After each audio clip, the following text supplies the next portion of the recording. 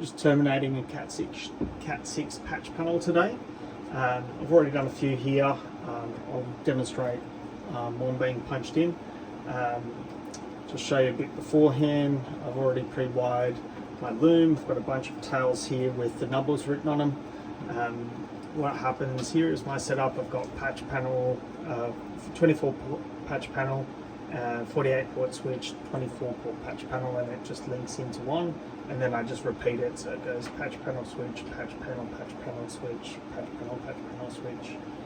And that way I've only got these small 30cm cables going between.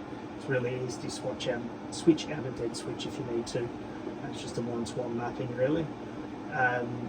Let's go through and show you actually terminating a cable. This is what one looks like here. You can see that it's got a little color code. There's an A and a B. I'm doing the A standard, so it means I've got to do green on this first two, brown on this next two, orange on this two, and blue on this two.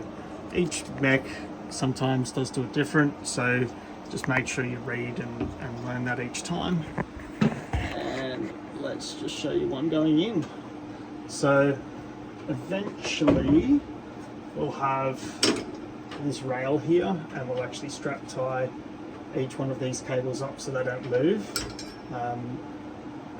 So that way I've actually got a little bit coming out this direction, enough for me to strap tie it. I'm not doing it along the back. So here we go. I've measured this one. I've then gone and read the actual number on the cable.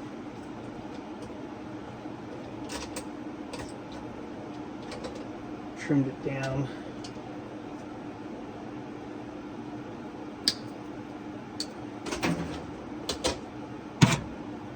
Use this little guy. You don't need to get too much off. And then you just kind of bend that sheath. Oh, there you go. Just bend that sheath when it comes off. I normally then just fold these to the side so I can cut the string and the little insulator separator there. Got pliers. Cut that off, so it's out of my way. Then I kind of line these up.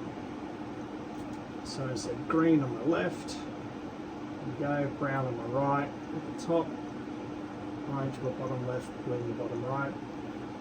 Now S009 says you want to have these, so each one of these have a different type of twist on it. That helps with crosstalk, stopping the current jumping between the wires and kind of giving you errors. And you want to keep those twists all the way to your connection as much as possible. So you don't want to untwist too much, and you want to keep your sheath as close as possible to the mechanism as well. So let's see here, I'm just going to do green, white, green.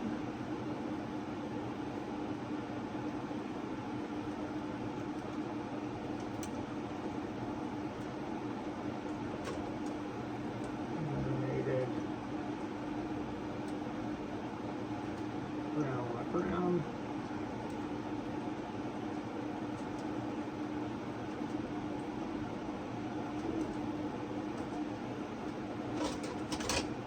And get yourself a little chrome tool.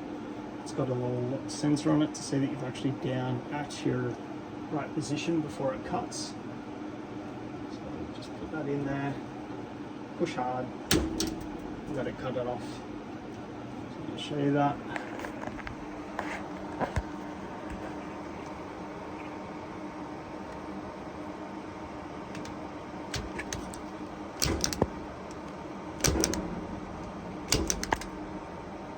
One didn't cut.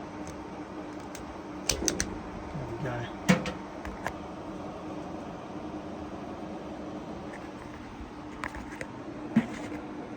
Let's do the next.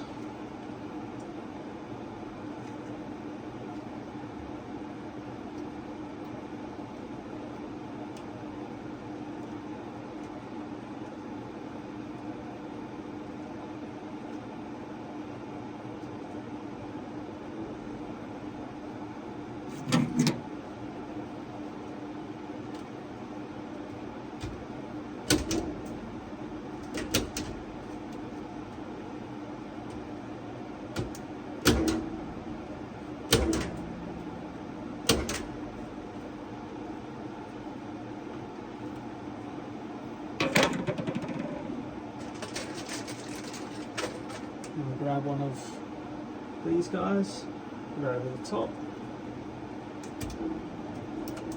One other way to hopefully stop the cables from coming out.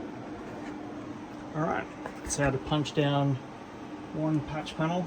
This is the back of the patch panel, if that wasn't obvious enough.